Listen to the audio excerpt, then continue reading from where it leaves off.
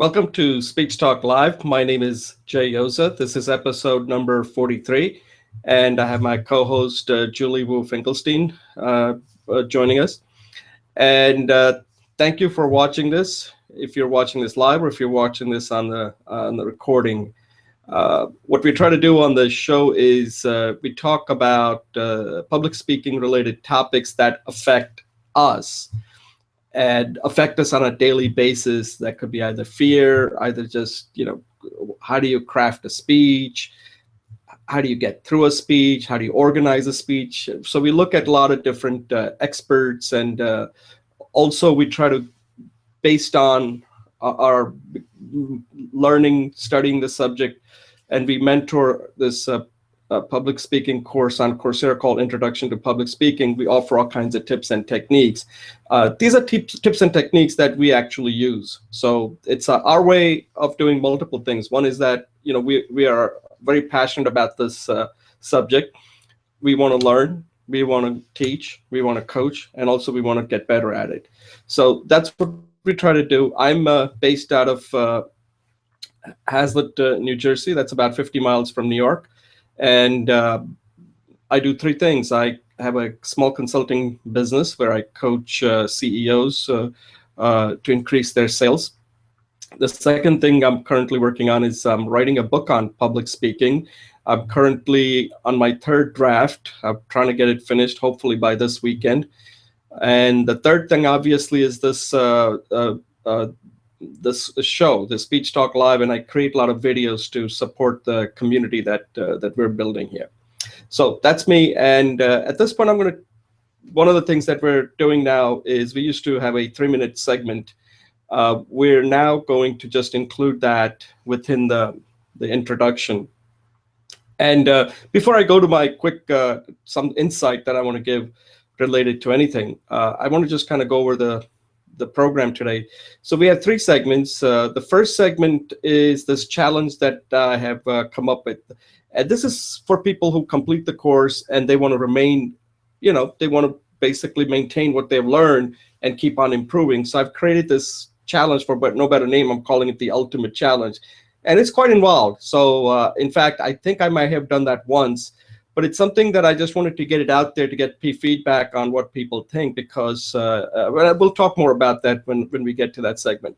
The second one is, again, Julie's continuing video that she's been creating regarding her hacks, different poses that she's demonstrating, which are all going to be part of in a book that she's writing about 12 poses or stretches to energize yourself. I don't know if she has come up with a title for the book yet, but maybe we can ask her.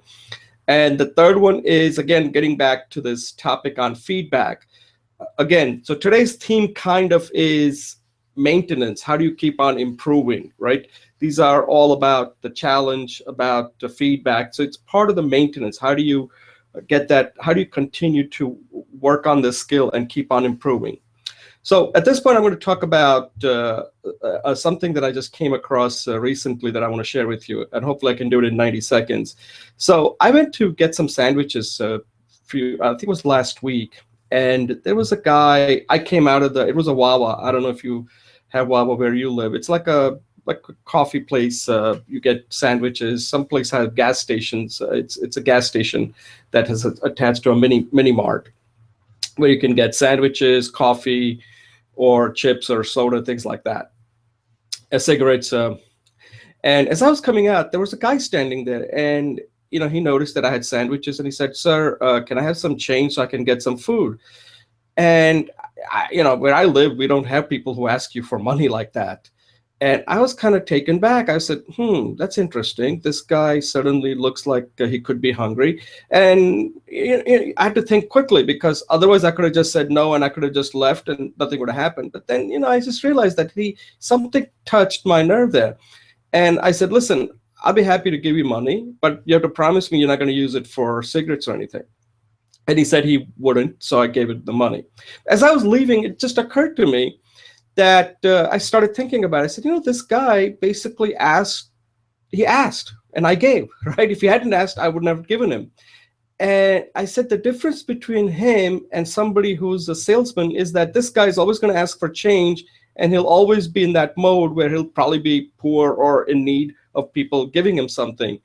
But if he thought differently and said, if I have that same skill, if I could ask and ask for bigger things, then I could be a salesman and I could be rich, or I could even run the world. So the perspective is different, right? The skill is the ask. It's how much you ask. So I just thought that was an insight that I learned by just running into that situation. Julie, why don't you introduce yourself and see if you came up with any recent insight that you'd like to share with us. You're muted. Okay. Thanks, Jay. I really like this new format, and I'm really grateful for you to being so creative about it. So my name is Julie Wu Finkelstein, and I'm supremely interested in using the body and the mind together to cultivate a level of mastery. And in the path of my choice, that's using knowledge, power, and skillful means. So that's who I am. In terms of my message today, what I'd like to talk about is, Jay, you know that you started the Hack a Message technique that uses it as a public speaking tool, which is quickly say one word, one phrase, one sentence, one elevator speech, one 3-minute speech. So I've converted that to the writing format, which I've shared several with you, which is one word, one phrase, one tagline, one sentence, and then I have a 1-paragraph speech and a 1-page speech. I'm finding that really helpful way to clarify my thoughts. In fact, when I do that, my outlines for my hacker speech becomes very simple. So I just want to acknowledge that this hacker message, there's an elegance to it, there's a creativity, and a way of easing into something that's sometimes very difficult for people to do. So you could work on writing or speaking with one word, one phrase, one sentence, elevator speech or 1 paragraph, 3-minute speech or 1 page. And if you do all those things, it really helps to reorganize your thinking. So that's what I want to share today. Thanks, Jay. Yeah, Julie, that's excellent. I like it. And one thing I should comment on it. I know you like that method and you've been working on it, and I think it's a very good method that that I encourage everybody to use, because you're going to come across like you got your act together, because a lot of times we end up talking too much. And what Julie just said is that the one thing I should point out, and I'll provide a link to, I think we've done some videos on this message hack, and I'll include a video in the description section so you can take a look at it if you're watching this. But the message hack has like a two-purpose, right? One is there are 2 parts. One is what the message that you want to create, right? And that's what Julie's talking about, where you go from 1 word to a tagline, logline, a pitch, and a speech, right? So that's total is 3 minutes there, right? The speech is a 3-minute. But also on the other end of it, it allows you to control the conversation better. I mean, you're not going to go to somebody and saying, hey, by the way, let me go through my entire hack with you. It doesn't work like that, right? When you have a conversation, it comes up, where somebody just says, hey, what are you working on? And Julie can say, I'm working on energy hack. Oh, really? That's interesting. So what exactly is that? At that point, the 1 sentence comes in. Then if that person is more interested, so you kind of, it's a way of having a conversation, a meaningful conversation that has a real nice flow to it, rather than you just keep going on and on and on, because also at the same time, you're kind of gauging, because this is also a way for you to test it, whether what you're saying is resonating. If the person has no interest, if I have no interest in what Julie's doing, energy hack, then at that point, I'm going to stop. At that point, Julie can't come and tell me, oh, but I forgot to give you my pitch on the energy hack. You haven't heard my pitch yet. That's what I'm saying. It's a way for you to test it out. And that's what I like about it. This is not something where you create it, but then how you deploy it is very dynamic. Anyway, so Julie, thanks a lot. And I'm going to take a brief pause and we'll move into our first segment.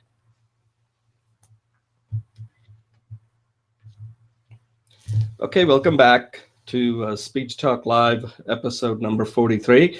My name is Jay Oza, the host of the show, and my co-host is Julie Wu Finkelstein, based out of Connecticut. In this segment, I'm calling this segment Ultimate Challenge. So one of the things that Julie and I do is we mentor this Coursera course called Introduction to Public Speaking. And it's a 10-week course that's pretty much self-contained. It's on an on-demand platform. You can take it. But at some point, and in fact, this makes up part of my book as developing a skills development. So part of my book is how do you become a good speaker? And in that, what I have is the first 3 steps is to become good. And that includes you need a goals video, right? You need your short-term goals and a long-term goals. You got to kind of combine both of them. And then after you record your goals, you move to the actual course. So that becomes step 2. And the course takes about 10 weeks. You don't want to rush through this. This is not like a race or anything. Take your time, 10 weeks. If it takes a little bit longer, that's fine. But you want to finish it no longer than 12 weeks, okay? That's what you're trying to do. You don't want this to start and then never finish it and come back again. Once you start it, you should try to finish it in 10 weeks or 12 weeks. That's it. Then after that, then you do this 330 challenge so that now whatever you learn, you keep doing it over and over again so it turns into a habit. Okay, so now let's say you did all that. So you're now a good speaker. One of the things about speaking is that you have to keep on practicing, right? This is a concept you probably have heard of known as deliberate practice or purposeful practice and all that. So the challenge, this ultimate challenge is more about, like, let's say you want to take it to the next level. You know, those speeches are 3 minutes, but why don't like we make it into something much larger where there is a real theme around it? So this ultimate challenge is for multiple reasons. Like, I like to read books, but at the same time, I don't want to just read something and then forget about it, right? I want to get more in-depth into it. So this is a way for you to, let's say if you're interested in a particular subject, like in Julie's case, I know she's very deeply interested in all kinds of Eastern philosophy, Eastern practices. And let's say if she picks one item out, maybe Tai Chi or something, and she wants to really go deep into it, she could pick out like 3 books and just, again, these 3 books, the reason I come up with 3 is because I use this principle that works for me called 60-30-10. And what that is that the first book is essentially to pick the best, the top book will consist of 60%. The second one will give you 30% more information that wasn't covered in the first book. And then the third book will maybe have 10% more. And after that, there might be little tidbits of information, but it's not going to make that much of a difference. Otherwise, you got your priority of books in the wrong way. Okay, so you read the books, but while you're reading it, you start producing content, okay? Because this is the part of your learning, practicing, and all that. So you start writing blogs. So you get your thoughts out of your brain. You're reading, goes into your brain. Now you start having your insights. Things will start happening. And believe me, it will happen. Because when you're reading and you're thinking, you're going to come up with ideas. So something you read, you're going to relate it to something that happened in your life. Suddenly that becomes a blog. And these blogs can be, 500 words, maybe 1,000 words. You don't want to make it too long, okay? So try to keep it around 1,000 words. A little longer in there, that's fine. But 1,000 should be the limit. And keep writing blogs, and you'll be surprised how many blogs you can come up with. And I would say I come up with the number 10 to 25. 25 may be too many, but if you can do between 10 to 15, that's a lot of blogs you're talking about. That's a lot of thought that you have put it in writing as a blog. Okay, so that requires some work. That's creative. Then the next step after that is, okay, so now you've got things out of you read it, you thought about it, and you put it in a written form. Blog, you can share it, or you can just keep it to yourself. Then take those blogs and turn them into a speech.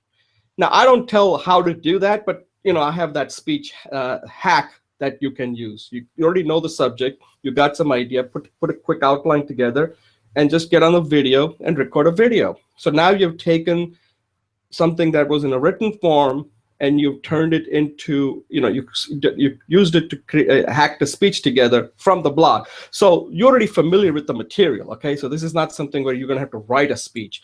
You can just write a quick outline and use the speech hack method and record a speech. So now you're reading a book, you've written a blog, and now you hacked a speech together. So you keep doing it, and by some point, I would say if you do one book a week, this is going to be a little bit accelerated. This is not something you want to do it for a year. 3 books, if you got 1 month, just focus on it and do it. So you read one book, you start writing blogs. So there's a loop going on, right? There is like an iterative process that's taking place here. At some point, you're going to finish the book. Now you're going to have lots of content already created. You're going to have lots of blogs, maybe 10 to 15 blogs, and you're going to have close to 10, at least 10 short videos between 3 to 5 minutes. Okay, so now what do you do after that? So let's say you did this in the first 3 weeks. 4th week is where you start stitching these things together. So now you're saying, okay, I want to create, the thing I'm focusing on is 2 speeches, okay? Now you can do anything you want, but you can, create short speeches you already have. So you got a lot of things to discuss with people, okay? This is going to make you smarter, much more interesting. But the 2 final deliverable is for this exercise is, I call it TED and Google, okay? TED Talk and a Google Talk. So one speech, you make it between 15 to 18 minutes. That's typically the length of a TED Talk. And the second one is a little bit more involved. This will be close to 40 to 45 minutes, or maybe even 50 minutes, and then 10 minutes of Q&A. So now you've got this TED Talk speech and a Google Talk speech, and you record it and you put it on. And it shouldn't be that difficult because you already have multiple of these videos already done. Now you just have to figure out, how do I put it together around some kind of a common theme? And you do that. And the final step is, if you're interested, is because now you're going to have these videos on YouTube, people can go to it and try to promote it, right?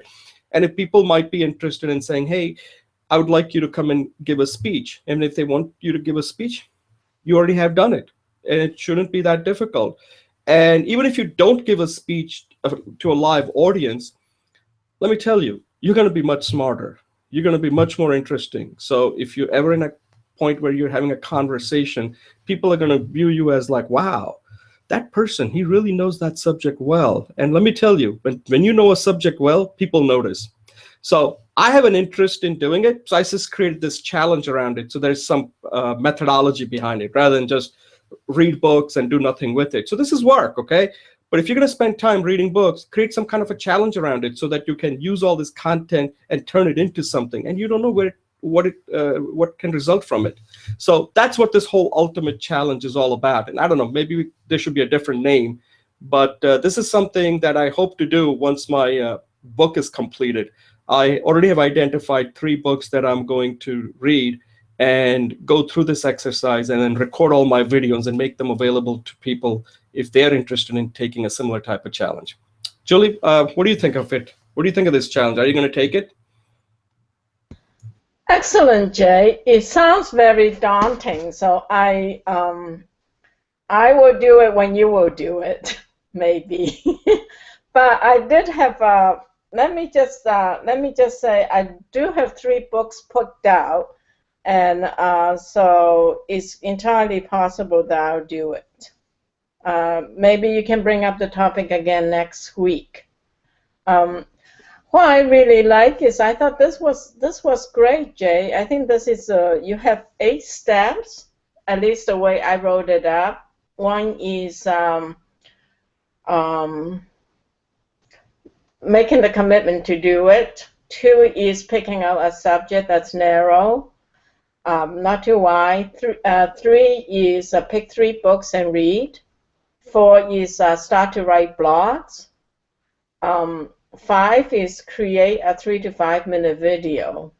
I think you might want to add a hack when you do the 3 to 5 video using the hack technique, because that's really helpful. 6 is 10 to 20 minute TED Talk. 7 is a 40 to 50 minute Google Talk. And I like that, because to me, Google was always like the place for smart nerds to go deep. So that's kind of like my tagline for Google Talks. And then finally, looking for places to publish, publicize, and volunteer to be speaking on the topic. I think you have a course there. You really have a nice curriculum. Yeah, I think so. That's why I wanted to kind of discuss it, because this could turn into like an advanced, like if somebody wants to take a, like if they want to learn this along, rather than going through a course, which is kind of dry, this would be more kind of dynamic, where we could all be doing it like, kind of, what do you, like, not like a workshop, what would you call it, where we're all doing it together? And it could be more of like an advanced course where you're learning, and also at the same time you are doing a lot of other things besides just reading. I would call it a participatory course. And I think if you start with the blogs, like steps 4 and 5, start with the blogs and then create a 3 to 2 minute speech using the hack technique, that could be your entry level program. And that might be easier for people to do than going through the 10 weeks of Professor M's class. In fact, this could be, this could be the entry path, the easy entry into it. And then when you want to get better, Professor M's is the middle path. And then the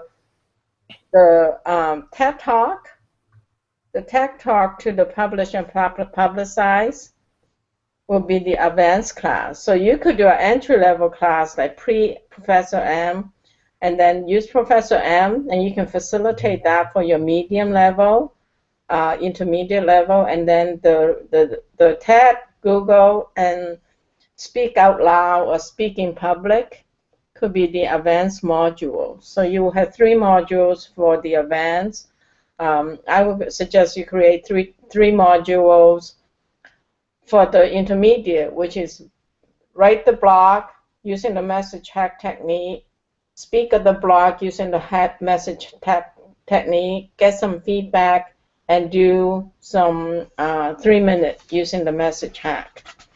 My own, so I just, let me see how much time we have. So let's wrap this up in another couple minutes. Yeah.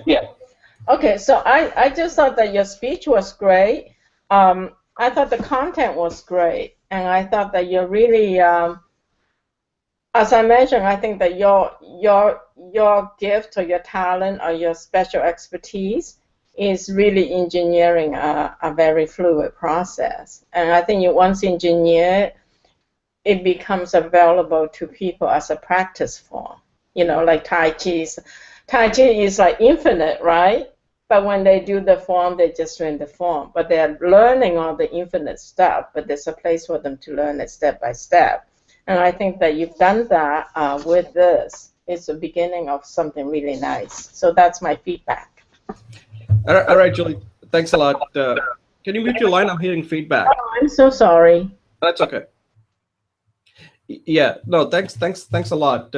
Yeah, so this is something that I would like to do, and I think you're right. I think we have to figure out whether there is a beginner's version because I think some of the things that I'm recommending in this, like doing a TED Talk, there are a lot of hacks that I don't talk about in this challenge. So this was kind of put together. Now that we did this, you made me think that one thing to do is just read one book. Like, let's say if somebody's starting out a course, rather than 3 books is a little bit, like you said, daunting. Okay, so this ultimate challenge is very advanced, by the way.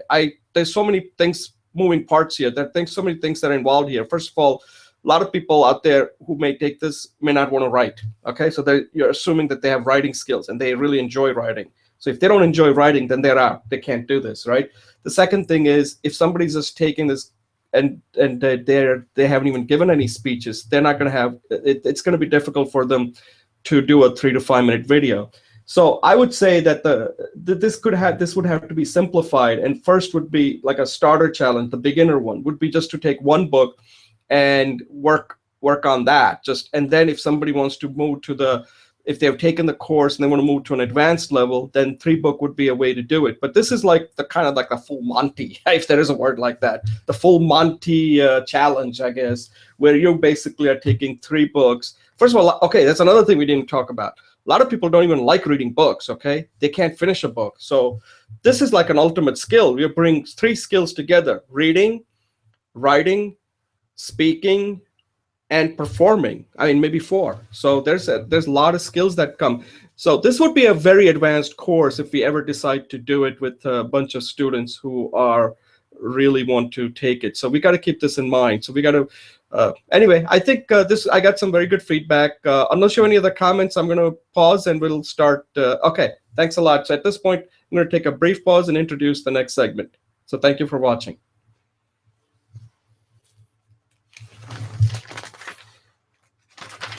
Okay, welcome back to Speech Talk Live, episode number 43. My name is Jay Oza. I'm the host of the show, and my co-host is Julie Vu Finkelstein.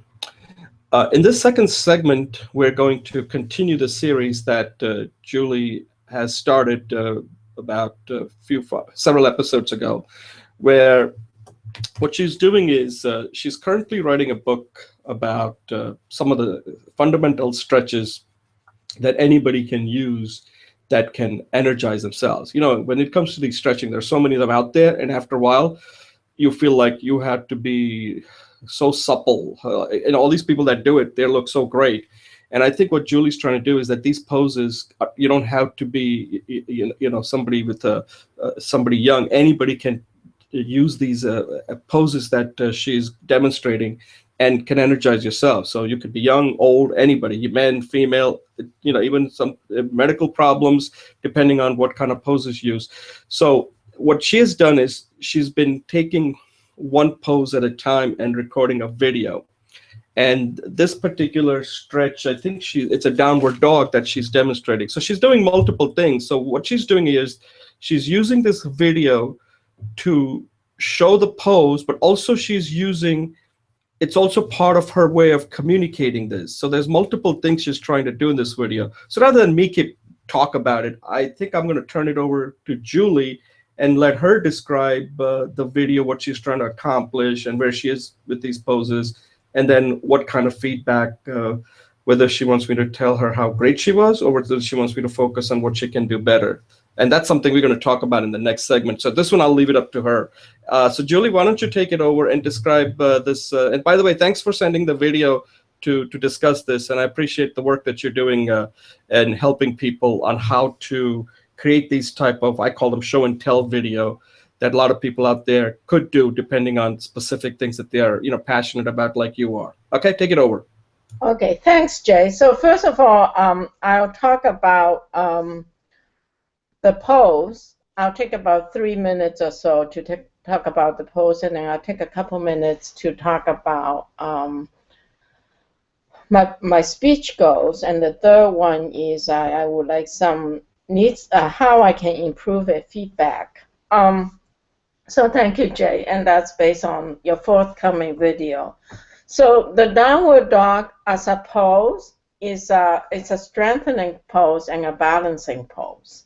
The idea of these, what I'm calling it, integral stretches or poses or easy poses, and they're very simple yoga poses. And as I have talked in the past, these poses are designed by my bodywork teacher that I studied with for about 10 years, Everett Ogawa, and he has this website called Integral Bodywork, and you can take lessons and blogs from him. The first 3 poses, the centering pose, the forward bend, the straddle, the sitting straddle, and the lunge, really what's doing is opening up the spine. But what's really holding up the spine is this muscle system called the psoas. Usually it's called the psoas muscle, but the psoas muscle is actually a system. It's about the size of your arm. So when you eat a tenderloin, that's what you're eating, okay? And the muscles go down into the leg and go up all the way up to your shoulder blades. That's where your thoracic muscle is, and it attaches like an Eiffel Tower. Okay, and then on top of that, there's another gigantic triangle muscle called the trapezius that holds the shoulder together. So the psoas muscle is actually the hinging point that moves your upper body and links your lower body, and it's also the strengthening because it holds your whole skeletal structure together. So heaven open up from the inside, the psoas, and the triangle opening outside. The body is kind of like an elastic, all stretched up and warmed up. So finally, this pose is balancing out all the new possibilities because all your four limbs are on the floor. And really what you want to do is, first of all, make sure that the energy that's going through the gravity center goes through in a way. And the goal here is actually find what Ida Rolf calls the line. I like to call it the zero gravity line. There is always a line that there is zero gravity for you to hold that position. So if you're rafting and everything's up and down, there is always a zero gravity line that you can navigate. Similarly, when we're moving our body, there's always a zero gravity line. So the downward pose helps us to use the muscles, first of all, to hold ourselves up. And then when we find that line, we can relax the muscles and let gravity support us.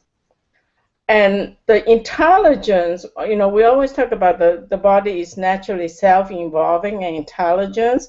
Every cell has intelligence. So every cell is participating in this cosmic dance of where we are in the universe, relationship to gravity. Once you find that, and that might take a long time, is then the tailbone, because it's sticking up, you are really channeling energy. In the Chinese, it's called heaven and earth energy. The tailbone usually takes energy from earth. You're channeling energy from heaven through the tailbone. So it reverses the direction of the flow.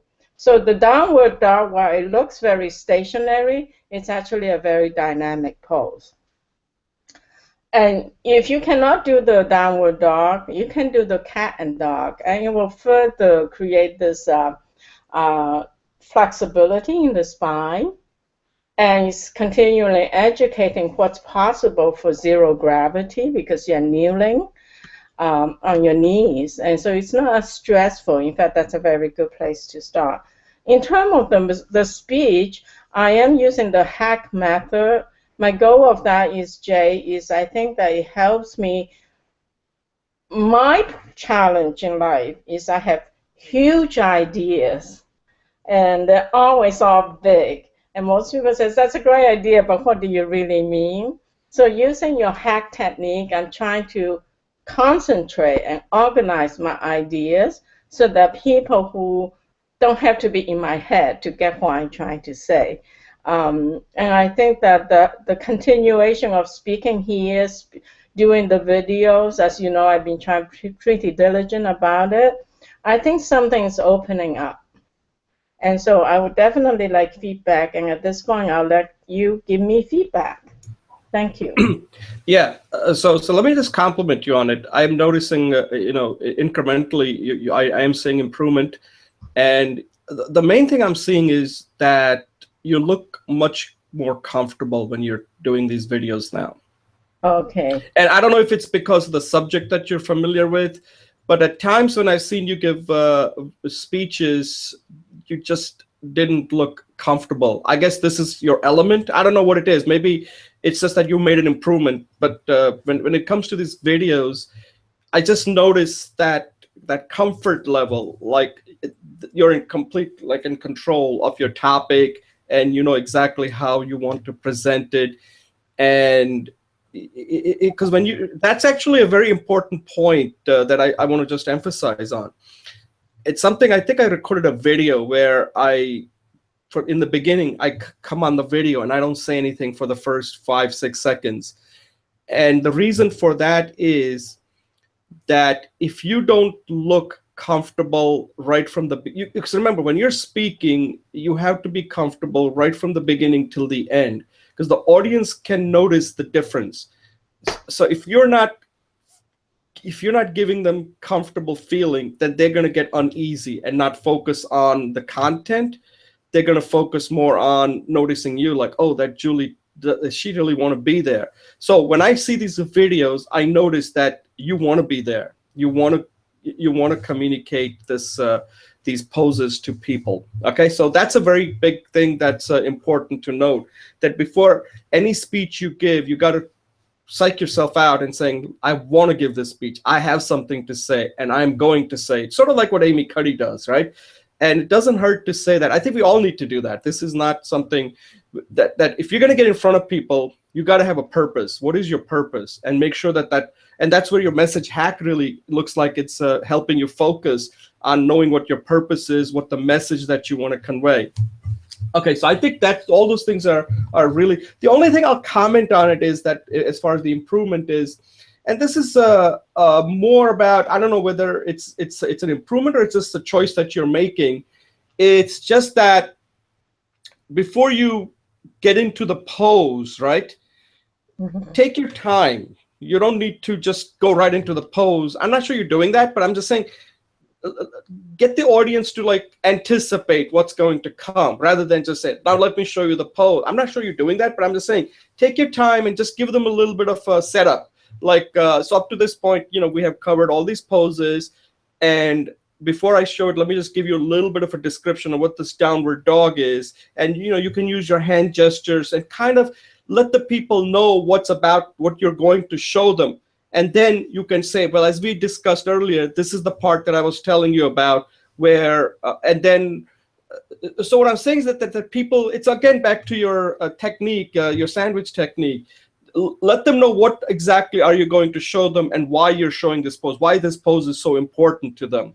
I think you can spend some time in the beginning just kind of doing that. It may make your video a little longer, but I don't think it'll hurt you, because I think people want to know more about this pose rather than, hey, here's the pose, but what does it really do for me? And if you can use some examples like, if you're feeling some backache and this and that, when to do it, when would be appropriate time to do it. If you do all together, that's fine. But sometimes you don't have time. Here's how you would do it. And what are some of the risk factors you should watch out for? And then after you demonstrate the pose, so then there's a context, right? There's a context that I already discussed. We discussed earlier. Here's the part that I was telling you about, so that people feel like, oh, I get it. And then when you're done, so you can then sum it up and saying, so as you saw that this is the pose that we did, and sum it up what you think is appropriate. If there's anything that you couldn't go into, and what the people should do after that. And that's it. The one other thing I'll point out to you is not that there's much you can do about it, but if you're going to do these videos as part of your course, the one thing I suggest that you may want to look into getting, and I'm sure you've seen it, those doctors have that skeleton thing in their office? Yes. If you can borrow it, or if I don't know how much they cost, but if you know somebody in the medical profession who has that, if you're doing the video, ask them if you can borrow it, because when you're showing because what you're showing, it's very important to see what it show, because the body, the curvature and all that, it's very important, because like right now you're using your hand, and that's fine. But I think if you had that skeleton, it would be much easier for people to follow what the pose is actually doing to their different backbone or the spine, etc. So I'm just saying that you have those stick figures, but if you're going to do a video, you may want to borrow that from somebody, rent it out if there's a place like that you can rent out a skeleton, and just do those poses with that skeleton, and people can follow what's going on. But overall, I'm seeing a big improvement, and I think overall, you pretty much have gotten it now. Now it's just a matter of technical issues, and that's something that's kind of outside the scope of this video, because we're just focusing on the content and how to deliver the content. So I think you have pretty much gotten it. This was your 5th video, so I think I'm really looking forward to more. And I just think that this is the kind of topic where you really excel at. You like to show people. All I'm saying is that before you get into that show mode, spend more time telling them in advance, And then after you show them, and do it in a way that is deliberate, slowly. Just take your time, take your time. You don't have to rush through the pose. And if there's something you cannot do, just let them know that I'm not going to go into the details of this pose. There's a course that I'm going to be working on that'll have more detail, but I just want to kind of give you a flavor of what I'm talking about, like that. Okay, well, I think what I like to do, not right now, maybe the second round, is have you coach me as I do one.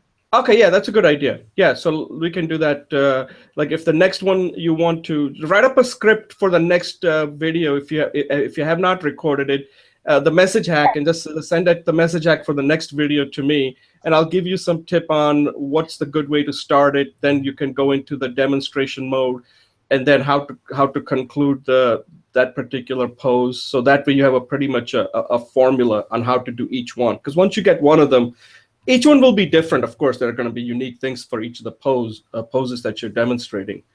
Yeah, sure. Yeah, I can help you out with that. But overall, yeah, this was excellent. This was excellent, and I think you're learning a lot. I mean, are you seeing an improvement, or am I the only one seeing it? No. I wrote. No. I definitely seeing. That's what I was trying to say. That something feels like, you know how in the Mythical Man Month it talks about something happens, and then after some time the baby comes out, but you can't open up the stomach and look at the baby, right? Because then you kill the baby. So I think there's a baby coming out that's a little bit more organized and more dynamic. Even as I'm talking here, I can feel there's more energy coming out of my voice, right? And my body languages are not like that, which was how it was in the beginning. It's more punctuated. So I do think that, and I honestly, Jay, as you well know, we both feel like we could not have done it without each other. So which is why you think having a buddy is so important. So I thank you for that. Yeah, that's one of the. Oh, you're muted. I'm on feed. Oh, I'm so sorry. Yeah. So Yeah, so one of the things that I'm going to make a video on, and I do discuss this, by the way, in my book when I talk about the Coursera course. And in fact, if you notice it, I mentioned in the video for the Ultimate Challenge that if you really want to succeed, you need a buddy who's motivated as you are. Otherwise, don't ask your wife; she's not going to do it, or your husband. They're not the ones to ask. You got to find somebody who has real motivation in doing it. The one thing I will mention to you that I've noticed the difference, that maybe this is the thing that the difference that I'm noticing is that you're not trying to rush through your speech. And one thing you may want to also, I think you're doing it, but start taking more pauses, because the silence that you use when you're speaking makes you look like you're under control, as long as you know what you're doing. You don't want to silence for the sake of like, oh my God, I lost my thought, as happened to Winston Churchill when he was giving a talk when he was 29 years old. He gets to at the 40-minute mark and he completely blanks out. That's not the silence we're talking about. This is a silence where you just made a point. You just take a brief pause. Just take a brief pause, because what that does, I've noticed, I'm working on that because I don't do it well. And one of the things that I just recorded a video is that you should be able to show people that you're comfortable without using your voice. What we do sometimes is we use our voice as a way of, it's a part of a nervous habit. Like one of the habits that I have, I tend to use okay a lot when I'm speaking. Okay, that's not good. I got to get rid of that. And the other one, which is also something that I tend to use a lot, is right. Like I'll make a point and I'll say right. It's one of those things I have to somehow get over it. And one of the ways I'm trying to get over it is by just, instead of saying right, I should just take a pause. I don't need to say right. So next time when you do a video, in the beginning, you may want to actually write it down. Take a pause here, take a pause here, just like if you were acting. And then after a while, once you get into the flow of things, it'll become natural that, okay, here's where I need to take a pause. Here's the important point that I'm making. Because I think that's an advanced thing that nobody really teaches you. Because one of the things that we do is, like when we are writing, we know exactly where to put the punctuation marks. But when we're speaking, we don't have real punctuation marks. It's how we control our tonality, our pauses, that is communicating information to people. And that has to be learned the hard way by doing it. So I think that keep working on that. I think you're doing it, but just be conscious of it when you do your first hack, that I'm going to make a point and I'm going to take a pause and I'm going to slow it down, because because remember, these poses are to feel good, and you don't want to use your voice to make people nervous. Not saying you're doing that, but the voice should communicate the benefit, the way you're. So I think you did that really well, actually, when you're saying, so now I'm going to lie down. And I think you got that pad. If you could take the way you're using your voice when you're showing the poses and take that same way you're using your voice when you're giving a speech, then I think you will have it nailed. Just watch your video when you're talking as you're doing the poses. Take that, the way you talk when you're doing the poses, when you're demonstrating the poses, and bring it in your speech. If it's when you're not showing any poses, that's what you want to do all the time. Does that make sense? Okay. So if you don't have any comment, I'll just move on to the next segment. All right. So we'll take a brief pause and we'll move into our third segment.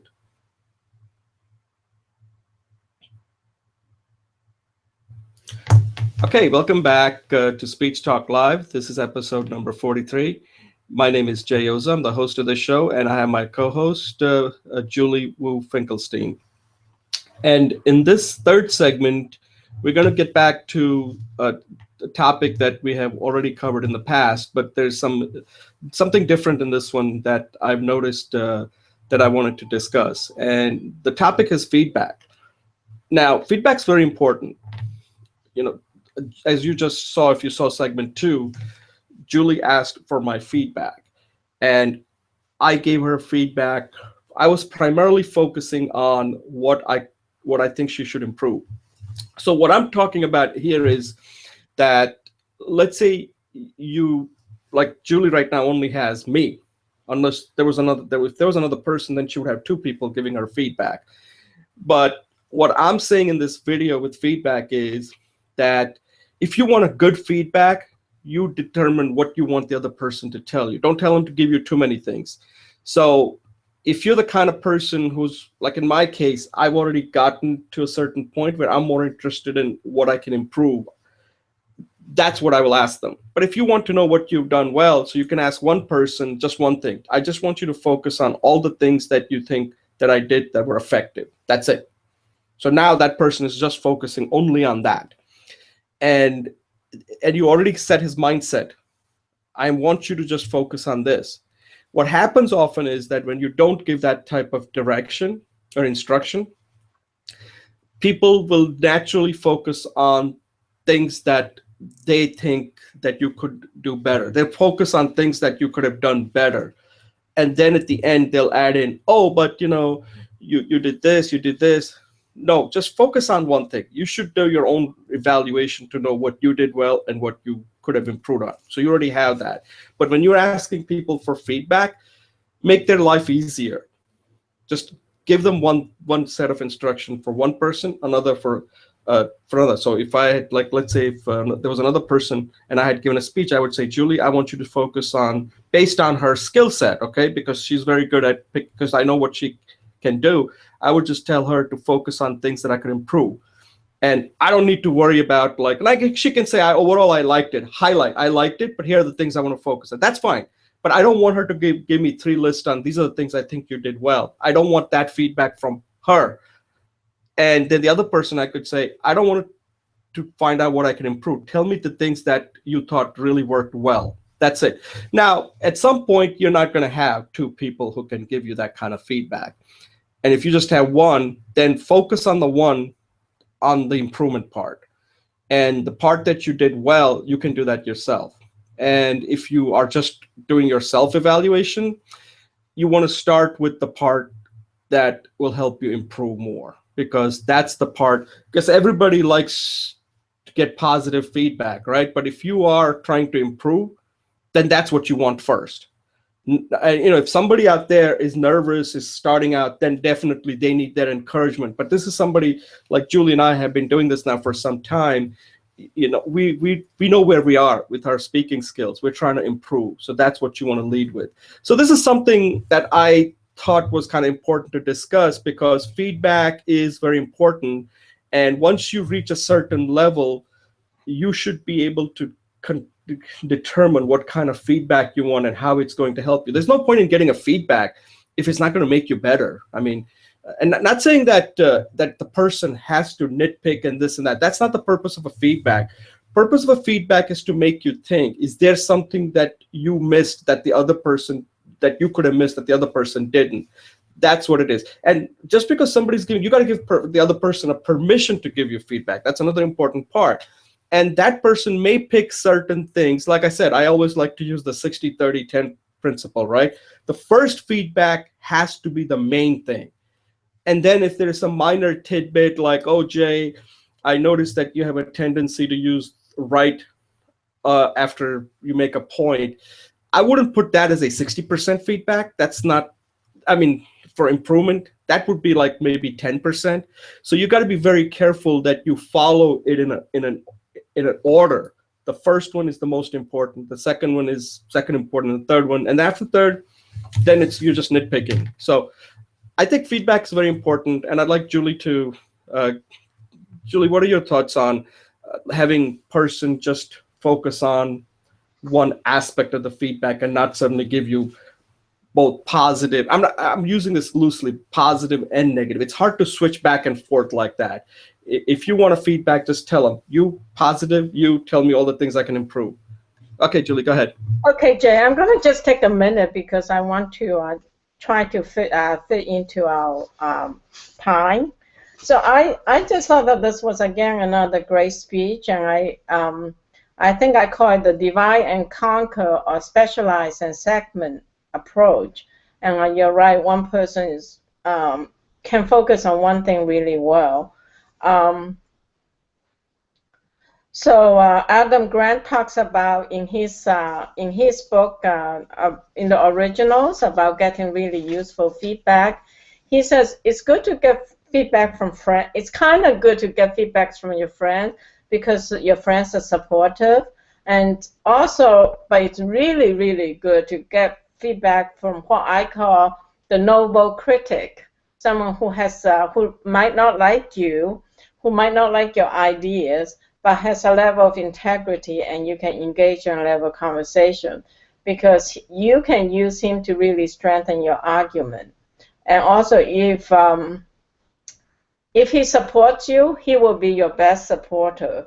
And then Adam Grant says, look out for your frenemies, people who are nice to you in front, but then behind your back slash you.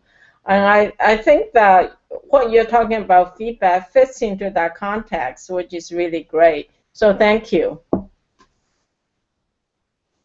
Okay, Julie, thanks a lot. And at this point, I think I don't have anything more to add. I just wanted to kind of bring that up just so that people understand that as you're getting better, you also have to get better at giving feedback and also receiving feedback. So if you're the one who's recording speeches, it's not just enough to just record your speeches and just leave it out there. You also have to control the part about the improvement part. And that means that you want to make sure that you control the feedback process, and you have to give some thought to that.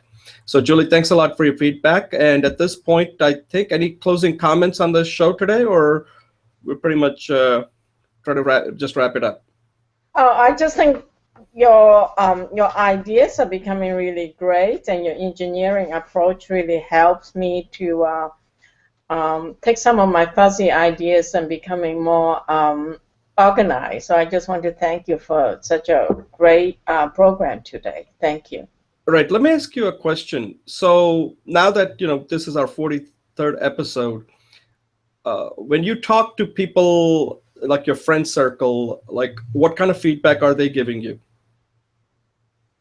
Not like you're asking them like, hey, here's my speech, take a look at the video. I mean, when you are talking to them and discussing different topics and stuff, like, have you noticed have you noticed anything different in the conversation that you're having with the people, outside this show? Like, is this helping you when you're talking to people like your friend circle or people that you in this place where you go to, different activities that you participate in? How is this manifesting itself when it comes to where the rubber meets the road, sort of, if I may use that phrase? Sure. I think it merits our program. Maybe we can do a segment on that next week. Okay. I think that it's helped me in a lot of ways. So just as one quick example, I am a beta tester for the Coursera program in effective speaking of English for foreigners or something like that. And I was very upset with some of the implementation methodologies. So I used the sandwich technique to craft an email, making a major suggestion, which is to implement a QA function. I got 2 staffers to respond to me. Now, I don't know that they'll do a QA function, but I think I was crafting a much more powerful message. So that I think this class is not our work is not the only thing, but it's certainly a major factor, since I get to practice a lot of these things. But I suggest we talk about it next week or sometime. All right. So yes. I'm hearing feedback. Okay. Can you get your line? Yes. Oh, okay, good. Yeah, I don't know why I'm getting feedback. I guess because you're not wearing a headset. Is that the reason? Okay. The 2 things I definitely would like to do next Wednesday's show is, one is to review the goals that we did. I think on the first week of the year, we did a goals video, and I'd like to review that. So I'm going to send a link to that, and you and I can both review that. And the second one is, I think you and I, unless you can have another post to review, then we can include that in the segment. And the third segment is, okay, how are you taking what we're doing outside this course? Like, how are you using this in interacting with people, in going out and giving a speech? And I think that's something that you and I should both discuss. So one is like what we have done up this point regarding the goals that we set up in the beginning of the year. And the third segment could be, okay, now that you are recording the speech and all that, what kind of difference are you seeing when you're talking to people? And I think that would be kind of interesting for people to see, because otherwise you just don't want to keep on exercising. At some point you have to see the results in the real life situations. So how does that sound? Good? Excellent, thank you. Okay, so at this point, then we'll close it out. So let me thank all the people. So let me thank Julie. Without her, this show couldn't go on. So I want to thank her for all her hard work and feedback. And she's pretty tough, but that's what this is. When you want to, she's a great buddy, and that's what I recommend you all do. That if you want to learn a particular topic, find somebody who is committed, who's focused, dedicated, and work together. And part of what we do here is we are helping ourselves, but in the process, we're helping you. So I always like to say, and I don't know, maybe I should change this, because one thing I always end up with, like, you are how you speak. I should say that your brand is really how you speak, right? Because you may be good looking, you may smell good, but if you don't speak good, I was telling my dad, and he liked this example. Like, if you watch a beauty contest, right? The part that I like about a beauty contest is the last part, where you're down to 5 contestants. And at that point, the beauty is not going to help them win the contest. It comes down to that 90-second answer. And the contestant who gives the best answer is going to be crowned the most Miss America or Miss Universe. And it's not the beauty that won her the contest. It's that question, how she answered that question. So think about that.